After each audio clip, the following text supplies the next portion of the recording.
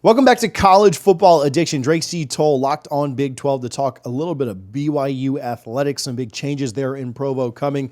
Our video today presented by BetUs. More on them later. Drake, a big change at BYU. Was this an unexpected change for their athletic director to resign, to step down? No doubt. Tom Holmoe's not that old, and he's a guy who has brought BYU athletics to the forefront through college football, in and out of conferences, in and out of independence, and in and out of big money. Tom Holmoe has revived their athletic department over the course of the last 20 years, and I had the pleasure in 2021 during Baylor's homecoming against BYU to drive his truck through the parade and get to talk to him for a few hours. And salt of the earth, every person I've talked to, every BYU source has said the same thing. This is a major loss for the BYU athletic department. They're not losing a guy who, was 50-50, and some people hated him, didn't like his decision-making. This was a beloved character around BYU. He would dress up every Halloween in eccentric, like Heidi Klum-esque costume, and people just ate it up. Been the athletic director since 2005. Jerem Jordan, who's a friend of the program,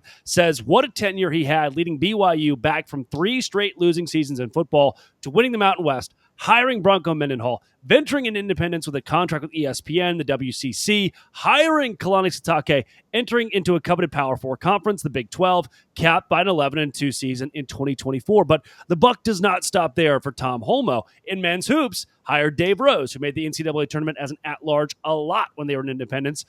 Jimmer Mania, he was there for that, the Sweet 16 in 2011. Then Mark Pope hired in 2020 a great season. Last year, another great season under Mark Pope, and then goes out and hires the number 1 assistant in the NBA in Kevin Young, who eventually pulls A.J. DeBonsa, the number 1 player in the country, and national champions, All-Americans, numerous Olympians in those Olympic sports. He has 4 Super Bowl rings on top of that. Jerem Jordan painted it so eloquently. Tom Holmoe is a major loss for BYU. This is very surprising to me because he isn't even 70 yet. He's still got plenty of green years ahead of him. And I do think BYU's in a good spot because he says, hey, I'm retiring, but in 10 months. So we've got time to get the right guy in here. I know BYU will move forward with the right guy as well. He said it in press conferences in the last 24, 48 hours, but still, there really is no replacing on day one Tom Holmoe. Yeah, that was going to be my next follow-up is, do you think I want you to expound on it a little bit, but you kind of already answered it. The structure that he's put into place has to leave them in a really good position going forward. It's not him, but it's not like a head coach, right? Where you've got to follow the guy. I mean, you can be set up for success with an AD going forward. And so it's maybe not that same level of day-to-day. It's more big picture decision-making that's happening. And so while it may be a loss, you think his legacy, the way that he is leaving them, the time frame he's giving them, the notice, that has to be good news for BYU. Yeah, the way that he put it, this from Jake Hatch of Locked On Cougs covering all things BYU, is Holmoe said it's the right time for him to, quote, pass the baton to the next person to be BYU's athletics director. 30 years at BYU as a player, coach, or administrator, called Provo his home. He's not going anywhere. He will be lockstep in the process as much as he needs to be. Another kind of wild part of this is that BYU replaced its president now less than 2-3 years ago, and Holmoe's out the door too. This is a lot of change at one time for BYU. But what I love about what Holmoe did in his waning years at the university is he finally decided to press that red button of change and improvement that was too aggressive for his first 10, 15 years, especially being an independent. He said, okay, now that we've gotten our feet wet in a power conference, let's dive all the way in NIL. No more doing more with less. No more 2- and 3-star guys from Logan, Utah. Let's go to LA, pick up a 5-star because we can pay for it now. Let's do things different than BYU has ever done it. We'll still have development. We'll still have culture, but we're going to do it with the most elite collegiate athletes that come from the transfer portal and high school athletes that come from the amateur ranks.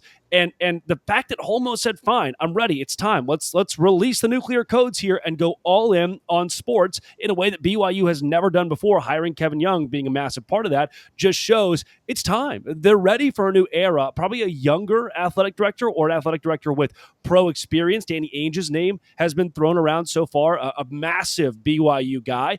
And the fact that he's doing it now is very intentional. And to me, it puts BYU, again, with a very large Tom Holmoe-sized hole, still in a good spot.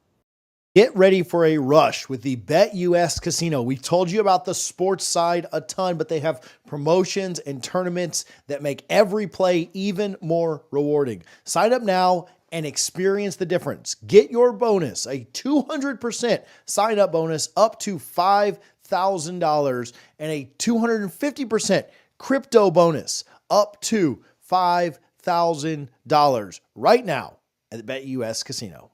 Yeah, I love the.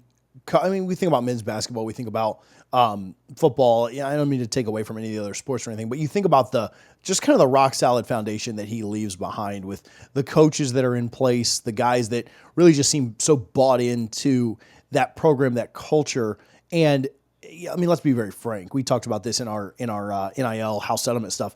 When football and then men's basketball, to an extent, are doing well, everything else has the lifeblood, the resources to continue to do well as well under them. You talked about. All right, I meant to bring this up earlier, but I spoke with Florida State's baseball coach during the COVID stuff, right? Yeah. And in 2020, I asked, "Man, are you going to have a season? Like, what are you doing in the fall?" And he said, "I don't have any idea, and I don't care. I just need football to play." Because if football plays, I'll still have a job, right? If football plays, we'll still have money coming in. But if football doesn't play, I don't care about baseball. And he's the coach. He's the head coach saying this. Now, he cared, right? But like taking it for the context of what it was, we didn't know if we would have a season at the time that I spoke with him. And so, yeah, not to take away from the other sports, but we talked about what he's leaving behind. Sataki there, the basketball, like they have, and assuming coaches stick around, right? And assuming BYU continues to pay up to have elite leaders there, that makes a new athletic director's job not easy, but certainly easier than having to hire a coach in your first year, having to turn a program around, having to figure things out than what the new guy will walk in with on day one. Yeah, no doubt. And you mentioned football. The emphasis that has been put on football during Holmoe's career is spectacular. A baseball coach saying that he wants the football team to succeed is a baseball coach saying he likes that the lights in the outfield get to turn on for the entirety of a game. That's the whole point there. And Tom Holmoe understood that from day one. Understood that BYU football was not good enough. An immediate investment had to go into the gridiron. And when he did that, it turned things around for their athletic department. They had just gone through a kind of a weird, funky, Rocky Cougar rebrand, and fans were kind of in this middle ground trying to understand what BYU athletics was going to be. Would they become a religious-only university, put athletics on the back burner? Baylor was doing the same thing at that time. A couple of schools were deciding, you know what, we don't need to focus in on sports. Let's focus on culture and being the best academic university we can be. Tom Holmoe said, let's do it all. Let's do away with whatever that weird cougar climbing on the rocks is and just make BYU a really cool sports brand while still upholding the Church of Jesus Christ of Latter-day Saints principles. That is huge. They're the flagship university of one of the fastest growing faiths in the entire world.